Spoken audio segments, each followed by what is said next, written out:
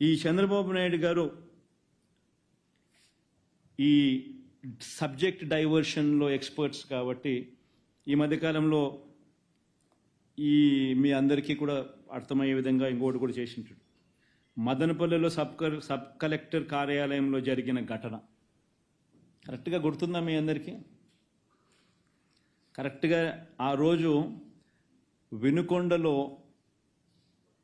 రషీద్ అని ఒక అబ్బాయిని అతి దారుణంగా రోడ్డు మీద కత్తితో నరికి నరికి నరికి మరి అన్యాయంగా, అసలు చెయ్యి అయితే పడి పక్కన పడు, అంత అన్యాయంగా చనిపోయిన ఘటన మీద, నరికిన ఘటన మీద నేను వినుకొండకు పోతా ఉన్నా ఆ కుటుంబాన్ని చూడడానికి, చంద్రబాబు నాయుడు గవర్నమెంట్ని ప్రశ్నించడానికి. ఆ ఘటన చేసిన వ్యక్తి ఎమ్మెల్యే భార్యకు, సాక్షాత్ ఎమ్మెల్యే భార్య కేక్ తినిపిస్తా ఉన్నాడు. ఆ ఫోటో కూడా తల్లిదండ్రులు వాళ్ళ ఇంటికి పోయినప్పుడు నాకు ఇచ్చినారు.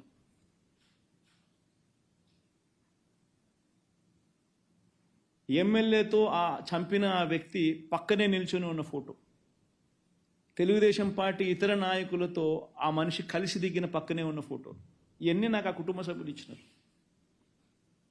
అయినా కేసులు వాళ్ళెవ్వరి మీద కేసులు పెట్టలా పోలీసులు. ఎమ్మెల్యే భార్య మీద కేసు లేదు, ఎమ్మెల్యే మీద కేసు లేదు, ఆ local leaders, X municipal chairman వాళ్ళ మీద కూడా కేసులు. వీటి మీద నేను ప్రశ్నిస్తూ ఆ రోజు నేను వినుకొండకు పోయే కార్యక్రమం నేను చేస్తూ ఉంటే, కరెక్ట్గా అదే రోజు టాపిక్ డైవర్ట్ చేసేందుకు ఆ రోజు ఏం చేశాడు చంద్రబాబు నాయుడు, ముఖ్యమంత్రిగా 2 సార్లు రివ్యూలు తీసుకున్నాడు. మదనపల్లిలో ఆర్డీఓ కార్యాలయం కాలిపోతాయి, గాడ్ నోస్, కాలితే ఒక చోట 2 సార్లు రివ్యూని తీసుకున్నాడు. హుటాహుటిన డీజీపీని, సిఐడి చీఫ్ను నేరుగా హెలికాప్టర్ ఇచ్చినే మదనపల్లికి పంపించినాడు. ఏదేదో అక్కడ జరుగుతూ ఉన్నట్టుగా టీవీలలో స్క్రోలింగ్లు, వాళ్ళంతా ఈనాడు, ఆంధ్రజ్యోతి, TV5లో ఏమేమో జరిగిపోయినట్టుగా, పెద్దిరెడ్డి రామచంద్రారెడ్డి కాల్పిచ్చేసినాడని, మిథున్ రెడ్డి చేసేసినాడని ఏమేమో రాసినాడు. అసలు నాకు ఆశ్చర్యం అనిపించింది నిజంగా చూస్తే. ఆర్డీఓ కార్యాలయంలో ఒకవేళ ఏదైనా ఘటన జరిగితే ఆ డాక్యుమెంట్స్ అన్నీ ఎంఆర్ఓ కార్యాలయాల్లో ఉంటాయి కదా, కింద పైన పోనీ కలెక్టర్ కార్యాలయంలో ఉంటాయి కదా. ఆర్డీఓ కింద ఎంఆర్ఓ ఉంది, ఆర్డీఓ పైన కలెక్టర్ కార్యాలయం ఉంది. ఇక్కడ ఏదైనా జరిగితే ఇక్కడ ఉంటాయి డాక్యుమెంట్స్, లేకపోతే ఇక్కడ ఉంటాయి. ఇక్కడ ఒక్క చోటే కాదు, సీసీఎల్ఏలో కూడా ఉంటాయి డాక్యుమెంట్స్ అన్నీ. సీసీఎల్ఏలో కూడా డాక్యుమెంట్స్ అన్నీ ఉంటాయి. సీసీఎల్ఏలో కూడా వదిలేసాయి, ఆన్లైన్లో ఉంటాయి. బటన్ నొక్కితే ఆన్లైన్లో కనపడతాయి నీ డాక్యుమెంట్, నీకేం కావాలో డాక్యుమెంట్స్. మిగతాటి కదా దేవుడు ఎరుగు. మరి ఏం జరిగిందని, దానికి ఏదో ఘటన ఏదో జరిగింది, ఆడియోలు ఎందుకు కాలేదో దేవునికి ఎరక. దానికి ఏదో చిత్రీకరించి దానికి ఏదో వీళ్ళేదో ప్లాన్ చేసినట్టుగా దానికి అభూత కల్పన క్రియేట్ చేసి దానికి ఏమేమో దాన్ని చేసి కేవలం ఏంది జగన్ రషీద్ దగ్గరికి పోతున్నారు చూడడానికి. మై గాడ్, అసలు ఏ రకంగా ఇది సబమని చెప్పి నేను అడుగుతా ఉన్నా. 7 సార్లు పెద్దిరెడ్డి రామచంద్రారెడ్డి ఎమ్మెల్యే, 3 సార్లు మిథున్ రెడ్డి ఎంపీ. వాళ్ళకు మంచి పేరు ఉంది కాబట్టి ప్రజలు వాళ్ళని ప్రతి సందర్భంలోనూ వాళ్ళని గెలిపిస్తూ వస్తున్నారు. కేవలం వాళ్ళను అబాస్పాలు చేయాలా, వాళ్ళ మీద బురదయ్యాలా, వాళ్ళ ఇళ్ళ మీద ఇల్లే దాడులు చేస్తారు. వాళ్ళ సొంత కాన్స్టిట్యున్సీ వాళ్ళు తిరుగుతూ ఉన్నప్పుడు వాళ్ళ మీద ఇల్లే దాడులు చేస్తారు. దాడులు చేసి కేసులు మళ్ళీ వీళ్ళ మీదనే పెడతారు. వీళ్ళ కార్లను ధ్వంసం చేస్తారు. వీళ్ళ ఇళ్ళ మీద రాళ్ళు వేయిస్తారు. వీళ్ళ కార్లను కాల్ చేస్తారు. రెడ్డప్ప కార్ను అయితే కాల్ చేసినారు, మిథున్ రెడ్డి కార్లను అయితే పగలగొట్టినారు, ధ్వంసం చేసినారు. కేసు మళ్ళీ మిథున్ రెడ్డి మీదనే కేసులు. ఇంతటి దారుణంగా చేస్తూ ఉంటే నిజంగా ఆశ్చర్యం అనిపిస్తుంది. అసలు రాష్ట్రంలో ఒకసారి గమనిస్తే ఎంత దారుణమైన పరిస్థితి రాష్ట్రంలో జరుగుతూ ఉన్నాయి అని చెప్పి ఒకసారి చూస్తే ఆశ్చర్యం అనిపిస్తుంది నిజంగా. మదనపల్లిలో ఒక ప్రత్యేక హెలికాప్టర్లో పోలీసు అధికారులను పంపిన చంద్రబాబు నాయుడు గారు, ఈ స్లైడ్కి మళ్ళీ వద్దాంలేమ్మా. ప్రత్యేక హెలికాప్టర్లో పంపించిన చంద్రబాబు నాయుడు కర్నూలు జిల్లాలో మచ్చుమరిలో బాలిక కుటుంబానికి న్యాయం చేయడానికి మాత్రం ఆయనకు వెంటనే స్పందించడానికి మాత్రం ముందుకు రాడు. ఆశ్చర్యం ఏమిటంటే జూలై 7న బాలిక మిస్సింగ్ జరిగితే వారం రోజుల తర్వాత వాల్మీకి కుటుంబాలు ఆందోళన చేస్తే 16వ తేదీన ఎస్పీ ప్రెస్ మీట్ పెడతాడు. డెడ్ బాడీని ఇప్పటికి కూడా చూపించరు. దీని నుంచి తప్పించుకునే దానికి ఒక దళితుడిని లాకప్ డెత్ చేసేస్తాడు. ఈ కేసులో ఇంత తీవ్రంగా ఉండగానే మళ్ళీ ఎస్పీని ట్రాన్స్ఫర్. అసలు నిజంగా రాష్ట్రంలో ఒకసారి గమనిస్తే ఏం జరుగుతుందని చెప్పి చూస్తే కేవలం ఈ 45 రోజుల కాలంలో 8 మందికి పైగా అత్యాచారాలు, 4 హత్యలు, అత్యాచారాలు. అంటే 45 రోజుల్లో 12 మంది మీద, 12 మంది విమెన్, 12 మంది మహిళల మీద తీవ్రమైన ఘటనలు. కొన్ని చోట్ల హత్యలు, అత్యాచారాలు, కొన్ని చోట్ల అత్యాచారాలు. 45 రోజుల్లో 12 మంది మీద. వైఎస్ఆర్సీపీ అధికారంలో ఉన్నప్పుడు, మా పార్టీ అధికారంలో ఉన్నప్పుడు ప్రతి మహిళకు రక్షణగా దిశ యాప్ ఫోన్లోనే ఉండేది. 1,40,00,000 మంది మహిళలు డౌన్లోడ్ చేసుకున్నారు. ఏ ఒక్కరికైనా ప్రమాదంలో వాళ్ళు ఉన్నట్టుగా అనిపిస్తే ఊరికి 5 సార్లు ఫోన్ షేక్ చేసిన, లేకపోతే SOS బటన్ నొక్కితే చాలు వెంటనే వాళ్ళకి ఫోన్ వస్తుంది ఏమైందమ్మా అని. వాళ్ళు కన్నా ఫోన్ ఎత్తకపోతే 10 నిమిషాల్లోనే పోలీసు సోదరుడు వచ్చి ఆ అక్క చెల్లెమ్మను సమక్షంలో నిలబడి ఏమైందక్క అని చెప్పి అడిగే పరిస్థితి. ప్రతి గ్రామంలోనూ మహిళా పోలీస్ వైఎస్ఆర్సీపీ హయాంలో. ఈరోజు లాలెస్నెస్ అనేది ఏ స్థాయిలోకి వెళ్ళిపోయింది అని అంటే మహిళల గురించి పట్టించుకునే పరిస్థితి లేదు. దిశ యాప్ ఎలా పనిచేస్తూ ఉంది అని అంటే అది జగన్కి ఎక్కడ క్రెడిట్ వస్తుందో, దిశ యాప్ బాగా పనిచేస్తే అని చెప్పి దాన్ని పట్టించుకునే పరిస్థితి ఉండదు. దిశ పోలీస్ స్టేషన్లు ఏమైనా పట్టించుకోరు, దిశ పబ్లిక్ ప్రాసిక్యూటర్లు ఏమైనా పట్టించుకోరు, ఎలా పనిచేస్తూ ఉందో పట్టించుకోరు. ఆశ్చర్యం కలిగించే విషయాలు నిజంగా ఇవన్నీ కూడా. పల్నాడు విషయంలో కళ్ళు నిజంగా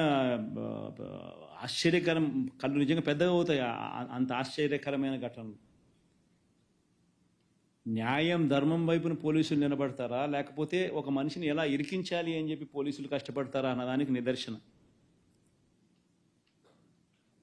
రషీద్ ఇన్సిడెంట్ అయితేనేమి, ఈ ఆర్కే పిన్నెల్లి రామకృష్ణారెడ్డి విషయం అయితేనేమి, పల్నాడులో పోలింగ్ రోజు మొదలవుతే మా సీనియర్ నాయకుడు 5 సార్లు ఎమ్మెల్యే, 4 సార్లు ఎమ్మెల్యే, 9, 11, 14, 19 మంచి పేరు ఉంది కాబట్టి తను అన్నిసార్లు రిపీటెడ్గా 4 సార్లు వరుసగా ఆయన ఎమ్మెల్యే గెలుచుకుంటూ వచ్చాడు. బలవంతంగా అలాంటి వ్యక్తిని ఏకంగా ఇరికిచ్చే కార్యక్రమం. అంతకుముందు పల్నాడు జిల్లాకి ఎస్పీగా రవిశంకర్ రెడ్డి ఉండేవాడు. పాపం బాగా పనిచేస్తూ ఉన్నాడని చెప్పి ఆ రవిశంకర్ రెడ్డిని తప్పించేశారు. వీళ్ళు ఎలక్షన్ కమిషన్ను, వీళ్ళకున్న కేంద్ర ప్రభుత్వంలో వీళ్ళకున్న పలుకుబడితో బిందు మాధవ్ అని చెప్పి ఒకరిని ఎస్పీని తెచ్చుకున్నారు. ఆయన చేస్తూ ఉన్న ఆకృత్యాలు అక్కడ అంతా ఇంత కాదు అని చెప్పి ఏకంగా తెలుసుకుని ఎలక్షన్ కమిషనే స్వయంగా ఆయన్ను సస్పెండ్ చేసింది. ఆయన చేసిన అగత్యాలకు ఎలక్షన్ కమిషనే ఆయన సస్పెండ్ చేసింది స్వయంగా తెలుసుకొని. దాని తర్వాత అక్కడికి మల్లికా గర్గ్ని తీసుకొచ్చింది. ఎలక్షన్ కమిషనే నియమించింది మల్లికా గర్గ్ను. మల్లికా గర్గ్ ఏమో వీళ్ళ మాట వినడం లేదని చెప్పి ఆమెను ట్రాన్స్ఫర్ చేసేసినారు. చేసి అక్కడ శ్రీనివాసులు అని చెప్పి కొత్త ఎస్పీని తీసుకొచ్చారు. శ్రీనివాసులు అనే వ్యక్తి వచ్చిన 3వ రోజుకు రషీద్ అనే వ్యక్తిని దారుణంగా రోడ్డు మీదనే నరికేస్తారు. వచ్చిన 3వ రోజుకు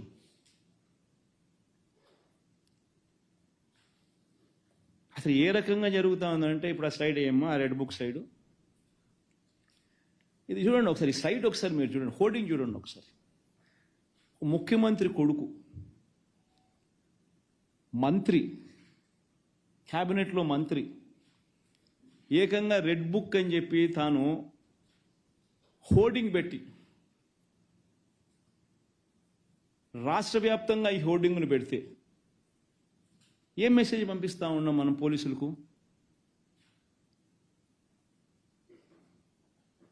నా లెవెల్లో మొదలు పెడుతున్నాము, మేము హత్యలు చేస్తాము, అత్యాచారాలు చేస్తాము, ఆస్తులు ధ్వంసం చేస్తాము, గొడవలు చేస్తాము, పోలీసులు ప్రేక్షక పాత్ర వహించాల్సిందే అని చెప్పినట్టు కాదా? ఎవరైనా కంప్లైంట్ చేస్తే కేసులు పెడితే మీ తోలు తీస్తా అని చెప్పి పోలీసులు చెప్పినట్టు కదా?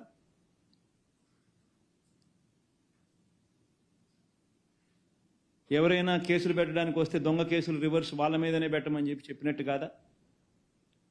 ఈ రకంగా ఒక ముఖ్యమంత్రి కొడుకు రెడ్ బుక్ అనే దాన్ని హోర్డింగులు పెట్టించి ఏకంగా రాష్ట్ర వ్యాప్తంగా ఈ మాదిరిగా హోర్డింగులు పెడితే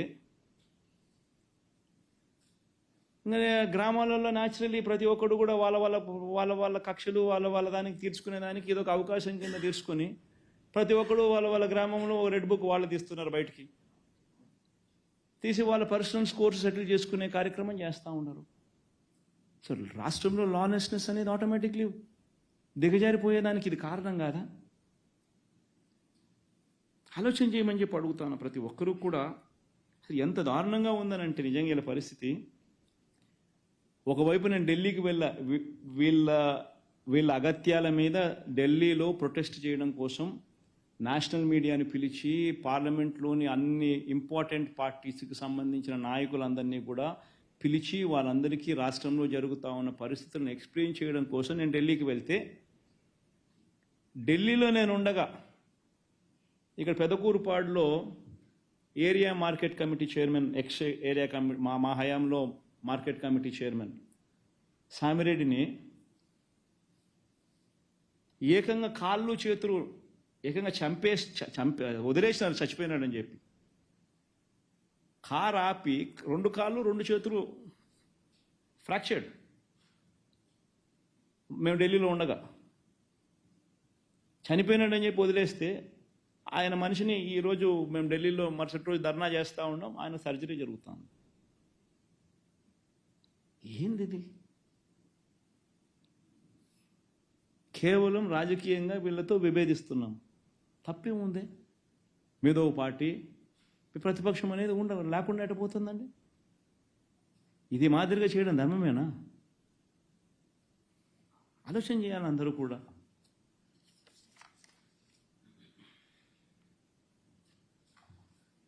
ఈరోజు నిజంగా ఆంధ్రప్రదేశ్ అంటే అరాచకం, ఆటవిక పాలన, రెడ్ బుక్ పాలన. This is the message what you're giving. నిజంగా ఈరోజు రాష్ట్రంలో ఏ ఒక్కరూ కూడా రోడ్డు మీదకి రాకూడదు. రాష్ట్రంలో చంద్రబాబు నాయుడు ఇస్తానన్న మాటలు, చేస్తానన్న ప్రామిసెస్, చేస్తానన్న మేనిఫెస్టో హామీలను ఎవరు ప్రశ్నించకూడదు, రోడ్డు ఎక్కకూడదు, అడగకూడదు. ఒకవేళ రోడ్డు ఎక్కి అడిగితే వాళ్ళకి ఏం జరుగుతుంది అని చెప్పి వాళ్ళల్లో భయం కల్పించడం కోసం చేస్తూ ఉన్నారు. ఈరోజు వీళ్ళు అనుకుంటా ఉన్నారేమో వీళ్ళు తాత్కాలికంగా మేమేదో గొప్ప కార్యక్రమాలు చేసుకుంటా ఉన్నాము, భయం కల్పించినాము, ఎవడు అడిగేవాడు ఉండడు అని చెప్పి అనుకుంటున్నారేమో. కానీ నేను చెప్తా ఉన్నా, ఇప్పటికే చర్చ మొదలైంది. ఇదే చంద్రబాబు